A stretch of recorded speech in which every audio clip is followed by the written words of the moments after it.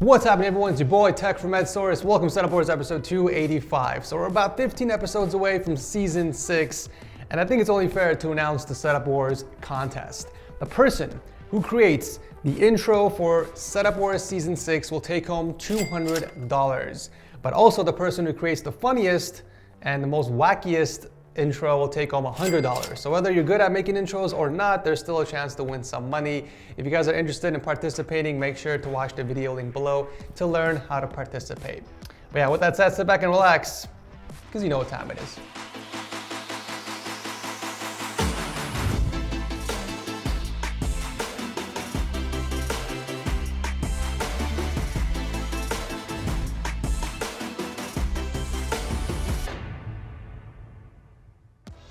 Still gaming in 720p on your grandmother's monitor?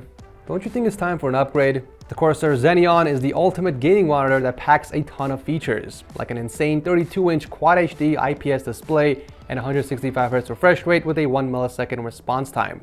If you're a gamer and content creator, you'll also enjoy the stunning accurate panel with 100% sRGB coverage. It also offers a nice amount of adjustability points, including height, swivel, and tilt with built-in cable management clips in the back. You already know it's TechSource approved. And with the built-in multi-mount in the back, you have the flexibility of adding anything you want, from lights to mics and even DSLR cameras. You know you want to learn more, so click the link below. Kicking off this beautiful episode is a beautiful double-stacked ultra-wide setup from Arjun, who's an active member of my Discord server. He's a business manager from Vancouver, Canada, who built this setup in the span of 8 months for the purpose of gaming and photo editing. We got a 34-inch ultrawide on the bottom with a smaller 29-inch ultrawide on the top, both mounted to his standing desk. I like that Arjun also added a drawer underneath the desk for storage. Just because you go with a stand desk doesn't mean you have to sacrifice storage. You can always pick up an Alex unit or some type of drawer and tuck it underneath the desk instead, or on the side, granted you have plenty of legroom, of course. This is a great way to not only optimize space, but to add functionality to your setup. For peripherals, he's rocking the G915 and G502 keyboard and mouse combo with 2 sets of mouse pads, although I'm not quite sure what the second one is used for, other than to keep his remote on. It just seems like wasted space in my opinion. We got 2 Kanto speakers lifted up beautifully using some stands, and he's also got his Logitech G Pro X wireless headset hanging underneath his Blue Yeti microphone. I love that he didn't let the window behind him get in the way of personalizing this setup. He added a few hexagon panels and hung a poster, which isn't really visible because of the monitors anyways, but hey, the effort is there. Much like the cable management, despite it being a standing desk, he did a good job keeping all the wires under control with a couple of racks. For the productivity side of the setup, Arjun actually uses the MacBook that he has stored vertically in the corner, but for most things, including gaming, he uses the custom high-end rig featuring the Ryzen 7 3700X and an MSI RTX 3080 Supreme X graphics card. That thing is a chonker. A very nice build and a very nice setup. Thank you, Arjun, for starting off the show, my guy. Alright, it's time to guess the age of Liam. I'll give you guys some hints. He's a studio technician from London, and it took him 2 years to build this setup for gaming and music production. If you guessed 28, you're right. The setup is built on a super long corner desk made up of a couple of IKEA Solgen countertops. We do have a 98-inch going across the main setup and a smaller 74-inch for the secondary, so he has tons of countertop space to work with. I don't see any consoles or an extra keyboard and mouse here, so I'm guessing this is probably just for watching videos or movies, since we do have a bigger 40-inch TV with dedicated speakers. The main setup, however, is where he games on and works on his music production. This is certainly one way of going about a dual monitor setup. Most people attach both monitors together to close the gap you see here and also to hide the monitor mount in the back. But in Liam's case, he prioritized his speakers over his monitor layout. Spacing out the secondary vertical monitor allowed him to bring his second speaker up front and closer to him, but in exchange, there's a giant gap between both displays and the monitor mount becomes visible. This is a perfect example of a win-lose situation, and it entirely depends on personal preference. For peripherals, we got a HyperX Alloy Elite keyboard with white pudding keycaps and a wireless Model O in white. It appears Liam was going for a synthwave color scheme, judging by the mousepad and the lighting. We got some of those hexagon shapes on the desk and Nanoleaf panels up top with the flex adapters, allowing him to connect the panels to the ceiling, which is pretty cool. I don't know why they don't include some of these with their kits. You have to actually go buy them separately, which is a bit annoying. For audio, the entertainment setup has a set of Yamaha HS5s, while the main setup is rocking a pair of edifiers. Both setups also have their own headphones, the M50Xs for the secondary and the Astro A50s for gaming on the primary. He also has a fee-fine microphone that he tucks away behind the monitor when not in use.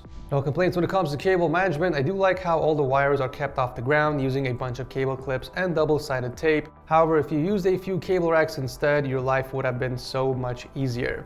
The PC powering both setups is an all-white build inside the Corsair 465X, and it's packing the Ryzen 9 3900X with a Gigabyte 2080 Super in white. I hope you realized you didn't have to flip your AIO upside down like that, right? As long as the top of the rad sits above the pump, you're fine. Other than the tube runs, I think it's a pretty good looking system. My favorite part about this room is actually behind the setup. I don't know if the wall was already caved in like that or if you did it yourself, but it looks really cool. I think you did a really good job taking advantage of that extra space to decorate the room. I also like what you did with the acoustic panels and the guitars. You added spacing in the back for some LEDs, which adds depth to the panels. That is one way of turning ordinary acoustic panels to something more fun and unique. At night, this place becomes a vibe. Truly an awesome gaming den. Thank you, Liam, for sharing this with us.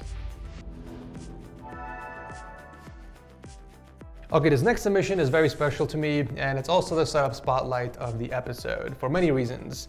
If you guys remember, about a year back, I surprised a random person on OfferUp with a brand new PC. He wanted to buy a case, and I surprised them by building him a brand new one, and his name was Louis. He didn't know who I was, and he didn't know anything about TechSource. Well, a full year later, he decided to finally submit for Setup Wars. About 90% of people that get free stuff from me, whether it's a brand new PC or PC parts, tend to just disappear after claiming their prize. So it feels really good to see that some of them are still active and supporting the channel. It's also nice to see that he has kept the PC in the same condition. We got the same case and the same specs with a Ryzen 5 3600 and the NVIDIA Titan X Pascal. That was my only Titan X I've ever had, by the way. Considering what his original setup looked like, I have to say he has made some really nice improvements. It looks like he picked up an ultra-wide monitor and some speakers that he mounted against the wall. Personally, I would get rid of the monitor riser and mount the ultra-wide either on the desk or the wall for a cleaner look, and you can also keep the audio interface flat on the desk. I'm not sure why you have it in vertical mode. In some of your other pictures, the riser isn't there anymore, and it looks like you did in fact mount the ultra-wide to the desk, so I'm confused which pictures are more recent. Regardless, there is one thing for certain, and that is the setup still needs a lot of work on the cable management. I would have picked up a few Velcro straps and start grouping some of the cables together. It makes a huge difference. Either way, Louis, it's nice to see that you're still an active supporter of the channel, and if you ever do improve your setup again, please do feel free to submit again.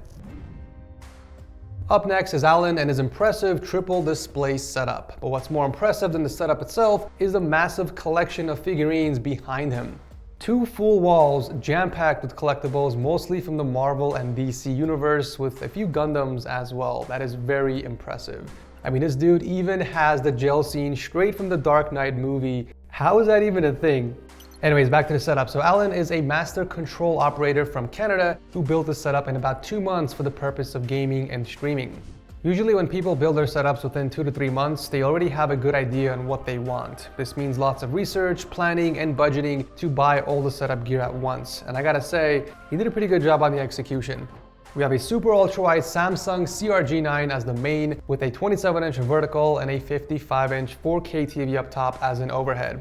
All 3 displays were mounted beautifully against the wall with clean cable routing through a conduit that leads to under the desk where everything is plugged into a power strip.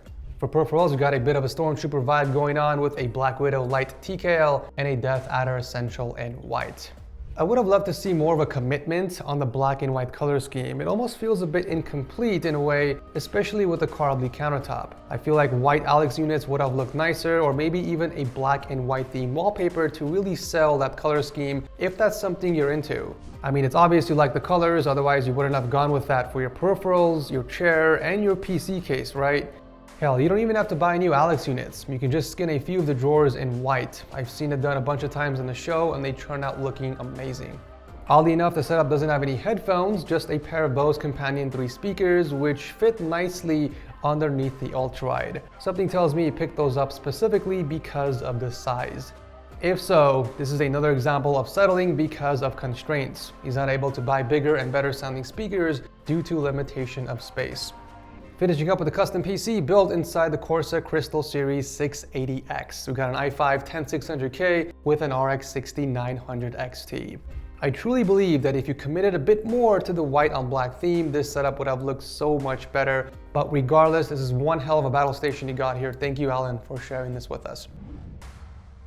Wrapping up the episode is a mechanic from Belgium and his pretty sweet triple display setup. It took him about 8 months to save up and build for the purpose of gaming and listening to music.